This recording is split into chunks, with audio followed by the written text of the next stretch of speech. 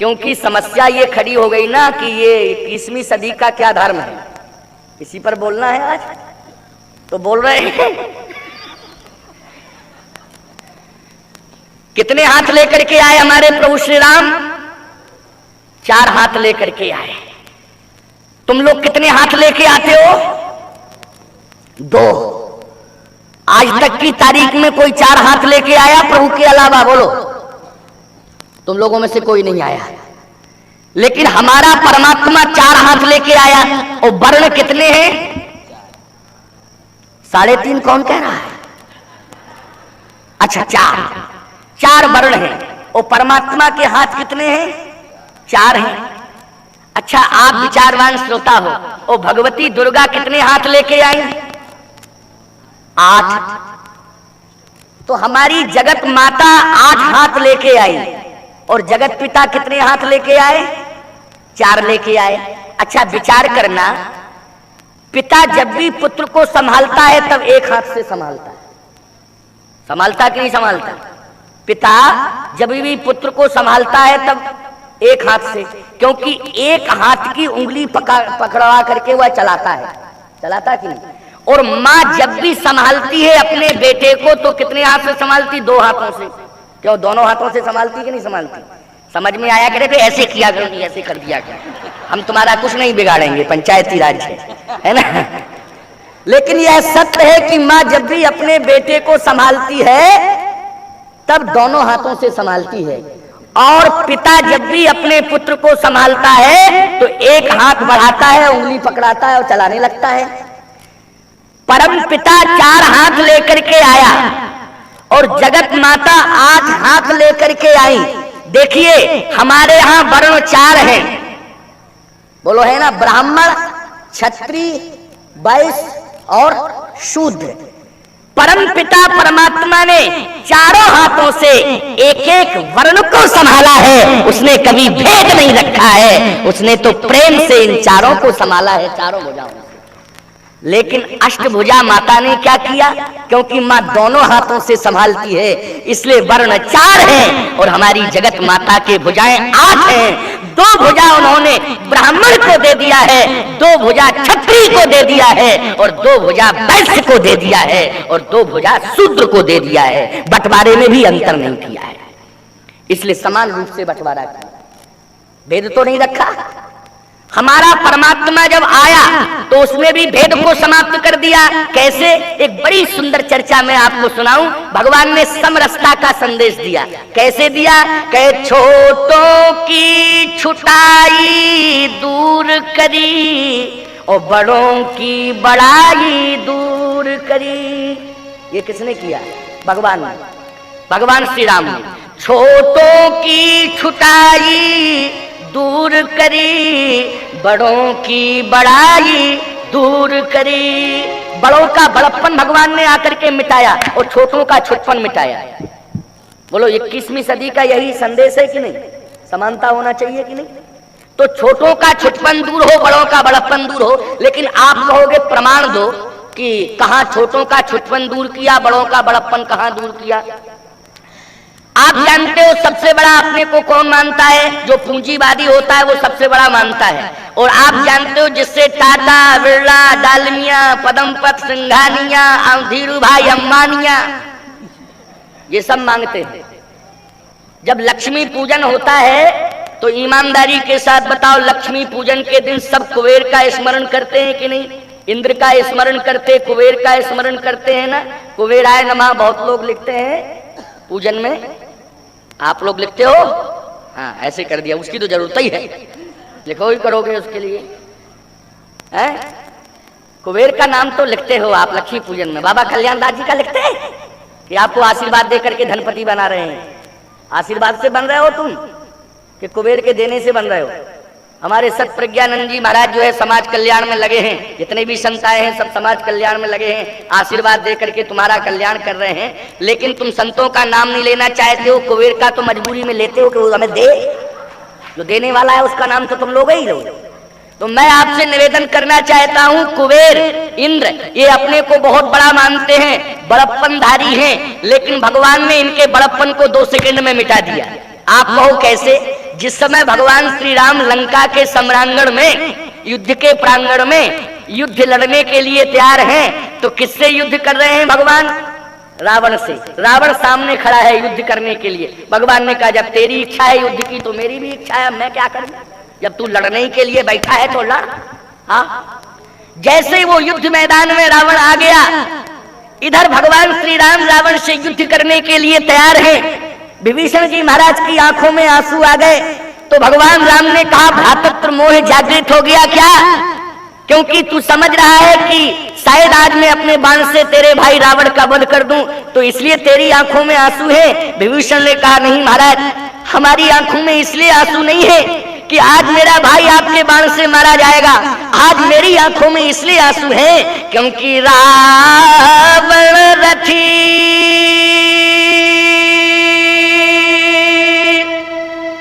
Breadth रघुवीरा,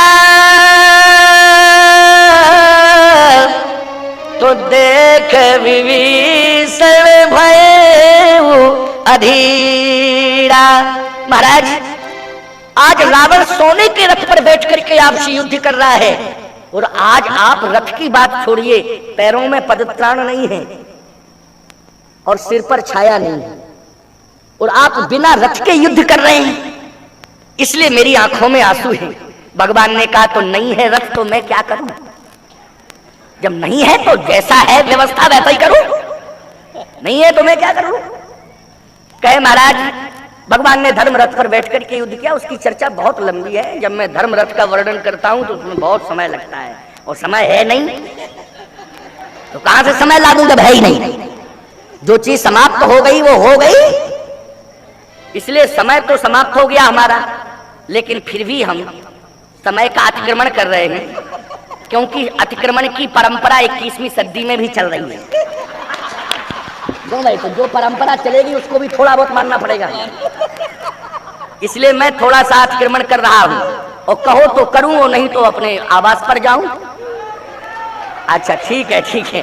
देखो, धर्म मंच से मैं आपसे निवेदन करूं, बात बहुत अच्छी है, ये बात आपकी समझ में भी आ रही है कि भगवान बिना रथ के युद्ध कर रहे हैं।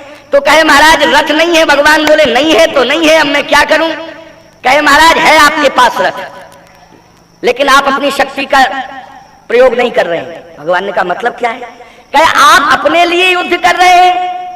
भगवान ने कहा हम अपने लिए तो नहीं कर रहे हैं युद्ध, आप किसके लिए युद्ध कर रहे हैं? तो भगवान ने युद्ध करने के पहले घोषणा कर दी कि जब जब होए धर्म की हानि, बाढ़हि असुर यधम अभिमानी, तब तब प्रभु धर विविध शरीरा, या मनुज शरीरा, हरहि कृपा निधि सज्जन पीड़ा।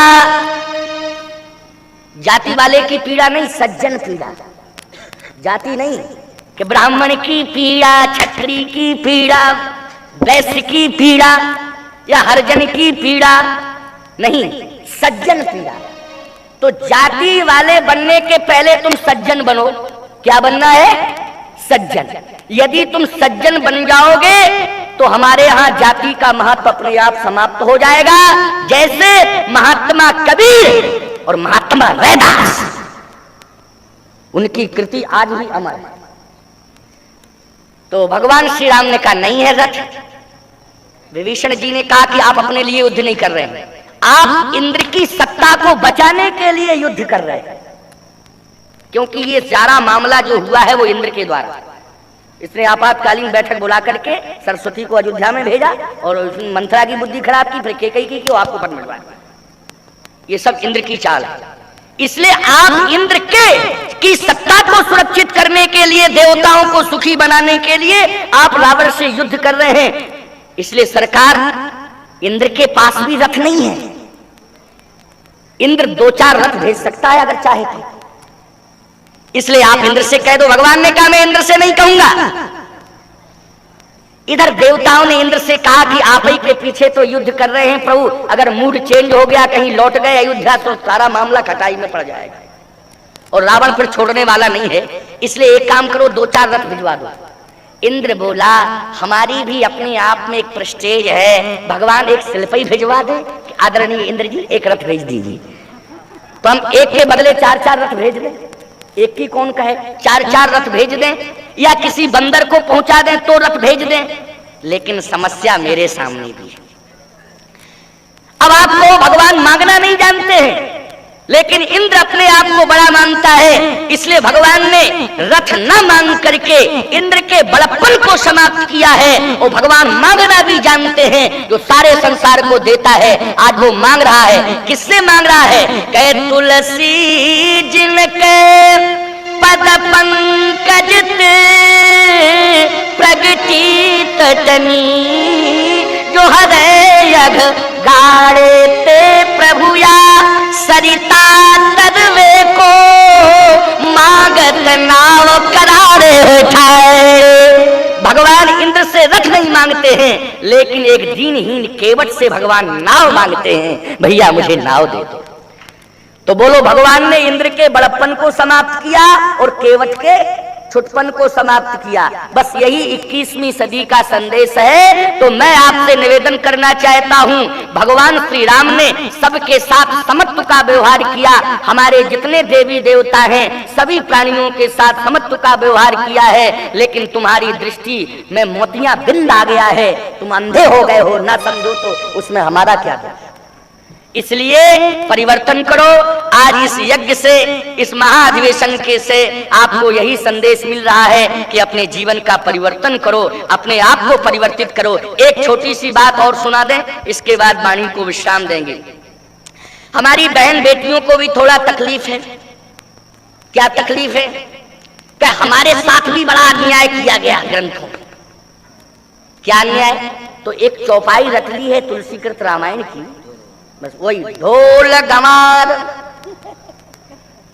इसमें सब आ रहे हैं। ढोल गमार शूद्र पशु नारी और सकल ताड़ना के अधिकारी। तो का ढोल गमार शूद्र पशु और नारी 10 बजा, अभी 10 और बजाएंगे, मतलब 10 बज के 10 और फिर कथा बस 10 पक्का बिल्कुल। क्योंकि जब सभी अतिक्रमण किए 5-5 मिनट का, वैसे तो एक बात बताएं, हम तो थक गए बोलते बोलते, 1-1.5 घंटे 2 घंटे दिन में बोले, फिर रात में बोले, लेकिन अब क्या करें, जब ना बोले तो तुम बाद में कहोगे बोलना ही नहीं जानते थे सो नहीं बोले, और ज्यादा बोलते हैं तो कहते बंदा ही नहीं करते, बोलते ही जाते। लेकिन 10 मिनट 5 मिनट और बोलेंगे, 7 मिनट बोलेंगे। हाँ, तो ढोल गमार शूद्र पशु नारी सकल ताड़ना के अधिकारी। ताड़ना का मतलब ये नहीं है कि डंडे से पीटना, ताड़यति शिक्षयति पालयति लालयति, पालन करना। अच्छा, ताड़ने का अर्थ देखना भी होता है। ताड़ना आपके यहाँ ना होता हो, लेकिन ताड़ना मानी देखने को भी कहते हैं। तो ताड़ना मानी देखना, और ताड़यति शिक्षयति पालयति शिक्षा भी देना, ताड़ना मानी शिक्षा देना। तो शिक्षा अगर किसी को दी जाए तो ईमानदारी के साथ बताओ, ये जीवन का गुण है कि अवगुण? बोलो, ये गुण है किसी को शिक्षा देना। अब माताएं बहन बेटियां कहती हैं कि नहीं स्वामी जी, ये तुलसीदास जी ने आक्रोश में लिखी चौपाई, आक्रोश में, ये नारी के प्रति उनका आक्रोश। हमने कहा नारी के प्रति आक्रोश क्यों?